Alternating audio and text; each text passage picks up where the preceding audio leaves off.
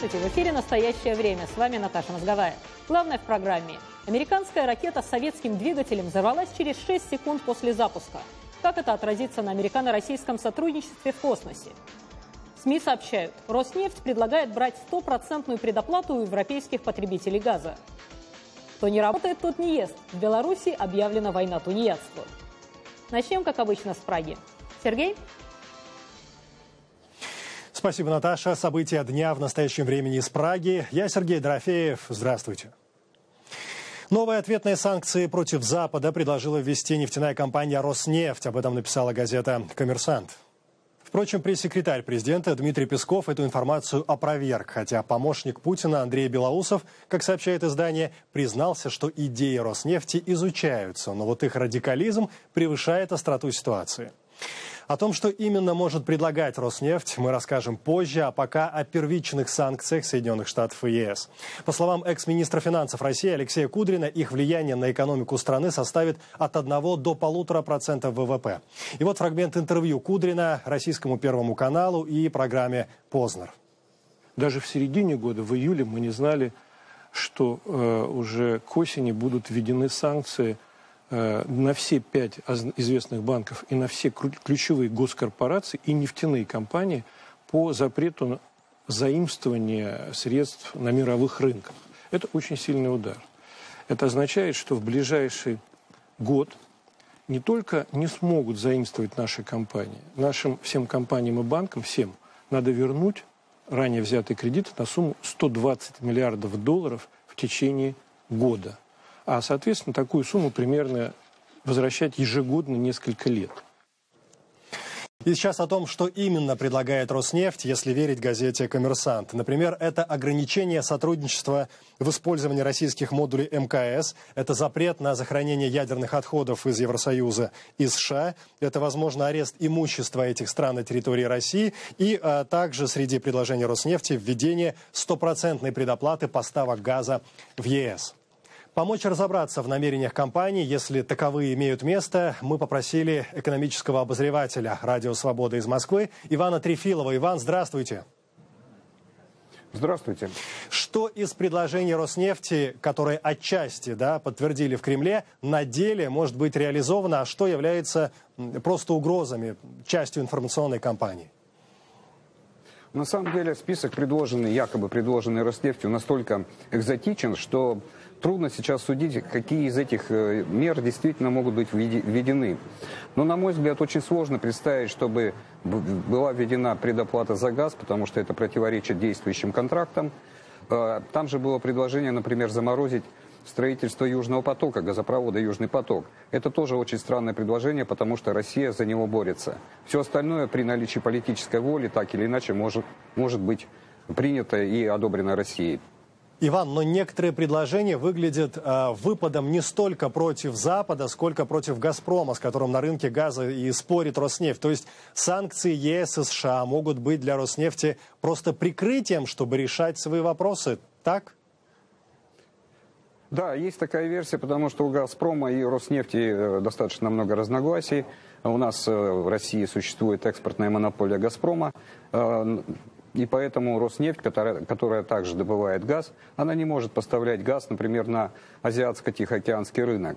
И вот эти предложения в какой-то степени пытается Роснефть этими предложениями поднять свой статус и добиться положительного решения в споре с «Газпромом». Разобраться в намерениях Роснефти, если таковые имеют место, нам помогал экономический обозреватель «Радио Свобода» из Москвы Иван Трефилов. Иван, благодарю вас. Прокомментировать возможные планы Роснефти также мы попросили политического обозревателя Первого канала, журналиста из Москвы Максима Шевченко. Я считаю, что отвечать на санкции надо, как надо в драке отвечать ударом на удар. Запад затеял эти санкции, Запад эти санкции активно проводил. Я уже не знаю, кто там на них давил, и вопреки безусловно, европейским интересам это делают страны Европейского Союза. Если, как говорится, начали, так давайте драться дальше. А если заканчиваем драться, тогда давайте прекратим обмениваться ударами и поймем, где мы находимся, в какой ситуации. Это программа «Настоящее время». Спасибо, что смотрите. О чем говорят сегодня по ту сторону океана? Вашингтон. Продолжайте. Спасибо, Сергей. Ну, новости невеселые. Беспилотная коммерческая ракета «Антарес», которая должна была доставить груз на Международную космическую станцию, взорвалась через 6 секунд после взлета со стартовой площадки. Авария произошла во вторник вечером на острове Уоллапс в штате Вирджиния. Инцидент обошелся без человеческих жертв, однако НАСА сообщает о значительных повреждениях ракеты и груза. Представитель компании Orbital Sciences Фрэнк Албертсон отметил, что двигатели этой модели вообще-то успешно тестировали в России. Ну вот заголовок сегодняшней заметки из газеты «Вашингтон-Пост». Взрыв ракеты «Антарес» – вопрос об использовании советских двигателей, которым уже десятки лет. Эксперты предполагают, что причиной аварии мог стать двигатель советской разработки, который был изготовлен в Украине. По этому поводу посол США в Украине Джеффри Пайт пишет в Твиттере: «С сожалением узнал о неудачном запуске ракеты «Антарес».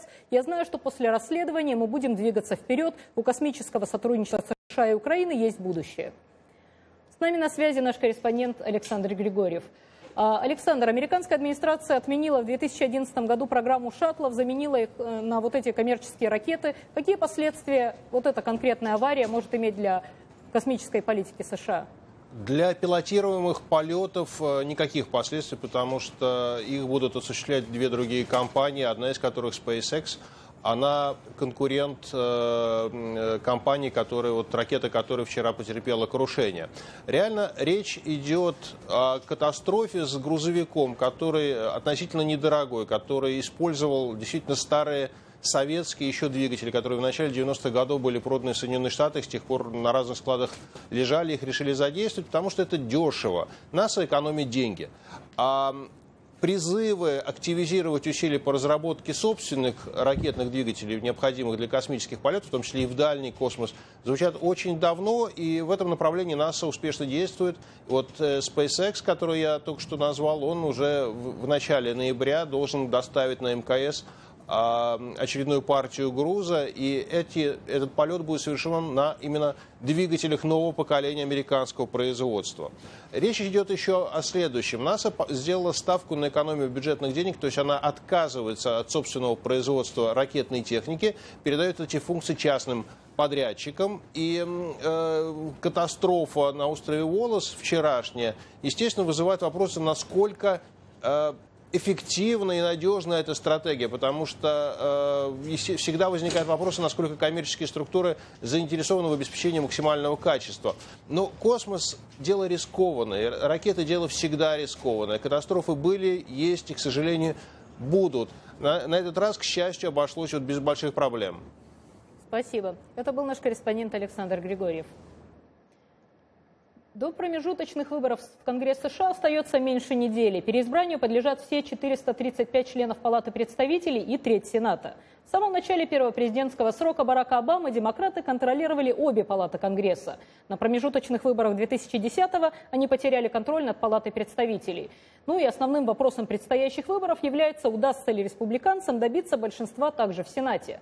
Победа республиканцев может существенно осложнить последние 2 года срока президента-демократа Барака Обамы. Репортаж Джима Мэлоуна. В каком-то смысле промежуточные выборы 2014 года – последняя предвыборная кампания президента Обамы. Его последний шанс – помочь демократам сохранить большинство мест в Сенате. Моего имени нет в избирательных списках. И Мишель это радует. Однако не стоит забывать, что вы можете проголосовать за абсолютно все решения, которые я принял. 4 ноября. Законы, принятые Обамой в избирательных бюллетенях. Голосуйте за то, чтобы террористов не пускали на американскую землю. Низкий рейтинг президента оказался на руку республиканцам и заставил многих демократов дистанцироваться от Обамы. Президент и его однопартийцы сегодня выступают в роли догоняющих, полагает аналитик Центра двухпартийной политики Джон Фортье. Во-первых, результаты промежуточных выборов вообще обычно оказываются не в пользу президента. А во-вторых, у президента сейчас плохие показатели в вопросах общественного мнения. Всего 40-42% американцев довольны его работой. Беспокойство по поводу распространения лихорадки Эбола и укрепления позиций исламского государства на Ближнем Востоке заставляют избирателей задуматься, утверждает Томас Манн из Брукинского института. Это лишь подливает масло в огонь, и люди начинают думать, что, возможно, президент не полностью контролирует ситуацию. Установление контроля над Сенатом республиканцами может изменить расстановку сил в Вашингтоне, считают некоторые политологи. Обама пришел к власти с надеждой перебороть межпартийные распри. Однако, скорее всего, в ближайшие несколько лет это желание подвергнется самому большому испытанию. Друг Джохара Царнаева, подозреваемого в организации теракта в ходе бостонского марафона, был признан виновным в даче ложных показаний. Суд постановил, что Робель Филиппос солгал следствию. По информации агентов ФБР, Филиппос заявил, что не приходил в комнату Царнаева в общежитии вместе с двумя другими друзьями подозреваемого, чтобы забрать его рюкзак с уликами. Позже Филиппос признал, что был в комнате Царнаева. Приговор будет вынесен 29 января. Ему грозит до 16 лет тюремного заключения. Адвокаты Филиппоса настаивали, что в тот день он употреблял марихуану и не мог четко восстановить в памяти свои действия. Сам Царнаев должен предстать перед судом в январе по обвинению в организации взрывов на бостонском марафоне в апреле 2013 года. В результате этих терактов, двойного теракта, погибли 3 человека и более 250 получили ранения. Наш выпуск продолжится рассказом о событиях настоящего времени из Праги. Сергей? Спасибо. Мир в ожидании кибервойн. Такая мысль рефреном звучала на Московской международной конференции по информационной безопасности и международному праву. Отмечу, в последнее время разговоры о кибервойнах возобновились с новой силой. Чем всем нам это сегодня грозит? В репортаже Шахида Якуб. Готовы ли кибердержавы отвечать на вызовы времени? Именно это обсуждали киберспециалисты в Москве. Наш корреспондент Андрей Королев задал этот вопрос одному из главных участников форума, директору Института права и глобальной безопасности Джорджтаунского университета Кэтрин Латрионте. С самого начала изобретения интернета у государств вызывает озабоченность криминальная деятельность в киберпространстве. Соединенные Штаты также постоянно сталкиваются с этими вызовами. Государствам необходим эффективный механизм по поддержанию правопорядка в этой области, а также соответствующие органы, которые бы занимались расследованиями таких преступлений. В то время, когда в Москве шло теоретическое обсуждение вопросов кибербезопасности, компьютерная сеть Белого дома подвергалась усиленной кибератаке. Об этом стало известно американскому журналу «Хаффингтон Пост» из источников в Белом доме. Явление это само по себе не экстраординарное, так как кибернападениям сайты официальных учреждений не только в США, но и во многих странах мира подвергаются регулярно. Однако на этот раз спланированная акция киберпреступников в течение 2 недель вызвала озабоченность у специалистов. В тот период, когда отношения между Западом и Россией напряженные, многие подозревают в организации подобных атак хакеров из России. Насколько это реально? На этот вопрос отвечает специалист по кибербезопасности Анар Якубов. Имя изменено по его просьбе. Мы говорим сейчас о киберпреступниках. В прямом соответствии законодательству многих стран это является киберпреступлением нарушения информационного пространства. То есть киберпреступники могут делать это бесплатно и по собственной инициативе? Нет, вполне возможно, что им кто-то и заплатит. Есть разделение между киберпреступностью. Это промышленный шпионаж или, допустим, уровни государственных кибервойн, да, о которых сейчас много говорят. Они могут это делать бесплатно. Это точно так же, как сообщество людей, которые считают, что, допустим, та или иная сторона не права, и всячески пытаются это показать, в том числе массивными DOS-атаками, которые используются очень часто, массивными медиавойнами. То есть медиапространство это уже сейчас неразделимо с киберпространством. Чем кибератаки грозят среднестатистическому обывателю, скажем, почему мы должны задумываться об этом и беспокоиться? Я могу ответить на ваш вопрос. Для простого нормального человека это сказывается только одним – коллапсом целого государства. Информационный коллапс, который достигается путем кибератаки или кибервойны, влияет в прямом смысле этого слова на простого нормального гражданина тем, что он просто не сможет снять деньги с банкомата. Или его счет будет пустой, или те интерактивные услуги, которые зачастую используются для общения гражданина с государством, это подача заявок и разных других форм, да, которые признаны для экономии бумаги и времени людей, они просто будут недоступны. Из Праги в Вашингтон. Время передавать слово коллегам. Наташа. В России могут запретить продажу алкоголя лицам моложе 21 года, почти как в Америке. В настоящее время ограничение на продажу спиртного составляет 18 лет. Законопроект подготовил сенатор Вячеслав Федисов, который в прошлом уже вносил несколько похожих предложений. Не будем вдаваться тут в тонкости внутренней политики России, но, мне кажется, будет интересно поделиться в этой связи американским опытом. С нами из Нью-Йорка наш корреспондент Михаил Гудкин. Миша, прежде всего, насколько эффективен этот запрет? Добрый день, Наташа. Действительно, сенатор Фетисов, предлагая такой запрет, сослался на американский опыт. И здесь Конгресс принял общенациональный закон, запрещающий продавать алкогольные напитки лицам до 21 года в 1984 году. Насколько этот запрет эффективен, сложно сказать на самом деле. Статистика свидетельствует о том, что за последние 3 с лишним десятилетия потребление алкоголя несовершеннолетними неуклонно снижается. Однако эксперты предупреждают о том, что здесь трудно доказать связь между законом и вот этими данными. К тому же нужно добавить, что в разных штатах существуют разные вариации этого закона, если можно так сказать. Например, в штате Нью-Йорк можно продавать водку и вина только в специальных магазинах, в то время как в других штатах это можно делать в любых супермаркетах. Следует отметить также, что запрет в США – это запрет на продажу. В 31 штате существует разрешение лицам до 21 года употреблять алкоголь с разрешения родителей. И в 17 штатах эти лица могут употреблять алкоголь с разрешения своих супругов, при условии, что супругу или супруге больше 21 года. И это поднимает вопрос, который многие американцы задают себе по-прежнему. Если человек может выйти замуж или жениться, если он может становиться родителем, если он может голосовать и выдвигаться на выбранные должности, почему если в конце концов государство доверяет ему оружие и посылает его на войну, почему он не может выпить? Это вопрос, который по-прежнему дебатируется в американском обществе. Спасибо. Об американском опыте ограничений продажи алкоголя рассказал Михаил Гудкин. На очереди следующий блок новостей и сюжетов из Праги. Слово вам, Сергей. Спасибо, Наташа. Но у меня совсем другие вопросы. В Беларуси объявили борьбу с тунеядством. Ожидается, что к декабрю этого года на учет возьмут всех безработных. Александр Лукашенко даже пригрозил создать для тунеядцев специальные лагеря. Если он трудоустроен, обязан работать, обязанные вы их называете, и он не работает, почему мы дальше не принимаем к ним меры? Значит, надо им создать лагеря соответствующие, огородить колючей проволокой и заставить работать на своих детей. В Могилевской области Беларуси, к примеру, уже началась перепись тунеядцев и организация их трудоустройства. О том, кто же считается в республике тунеядцем, в репортаже нашего корреспондента из Минска Галины Абакунчик.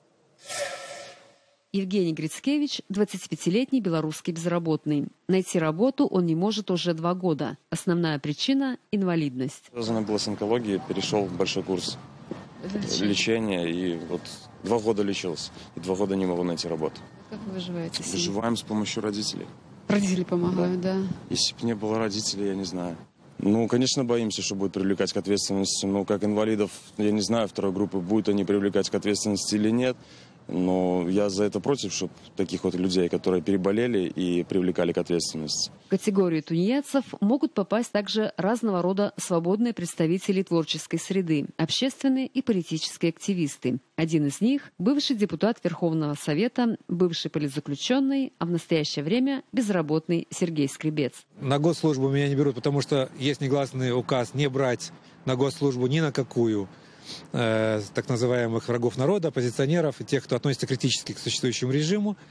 В бизнес меня не берут по той причине, что у нас более 20 контролирующих органов бизнеса, и просто люди страхуются для того, чтобы не накликать себе беды.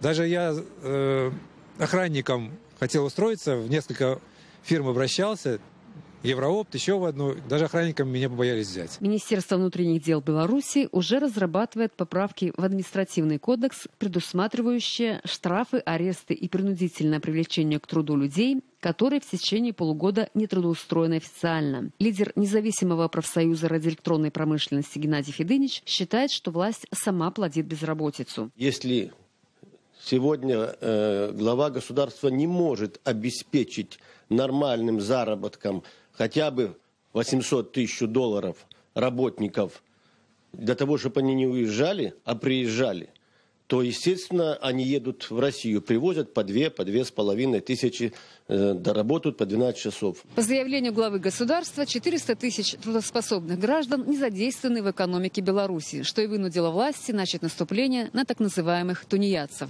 Тем временем на бирже труда большинство вакансий малоквалифицированы и низкооплачиваемы. На меня этот закон никак не отразится.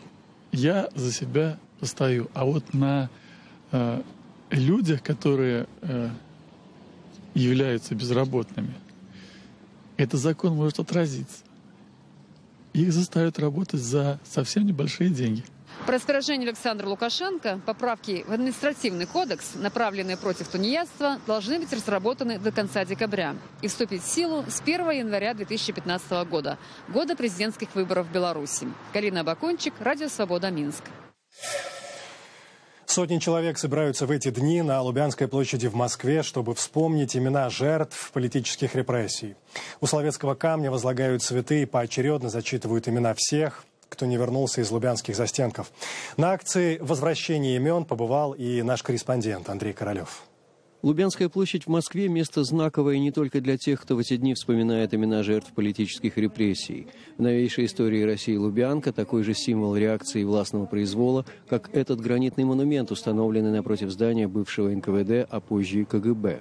Открытый в декабре 1990 года памятник, известный больше как Соловецкий камень, стал неофициальным местом проведения различных протестных акций. Однако сегодня здесь не говорят о протесте.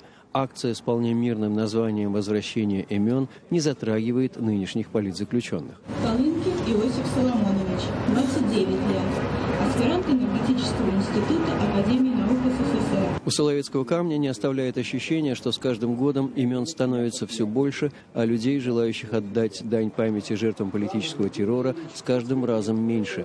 Но это обманчивое впечатление компенсируется москвичами, поочередно выходящими к микрофону и оглашающими имена политзаключенных. По данным правозащитного центра «Мемориал», только в одной Москве за годы репрессий были расстреляны более 40 тысяч человек. Запас имен, который можно прочитать, к сожалению, на сегодняшний день практически не исчерпаем.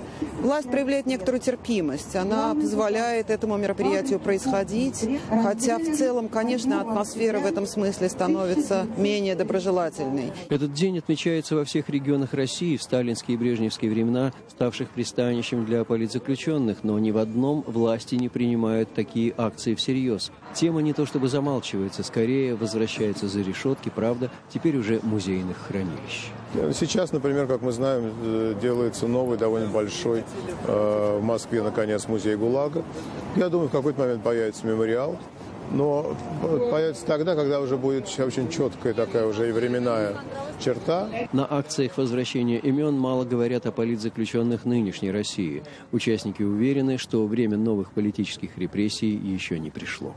Поскольку все-таки мы все живем, все-таки в другое время, в другой технологической и информационной ситуации,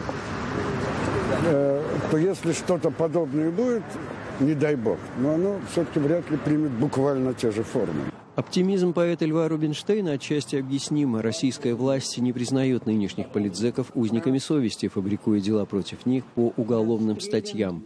Тем не менее, общество «Мемориал» называет имена более 40 человек, преследуемых ныне в России по политическим мотивам.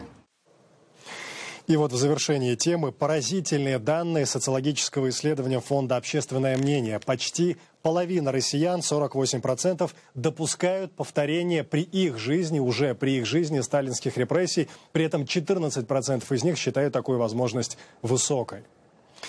Ну и вновь мы переносимся в Америку. Коллеги, продолжайте.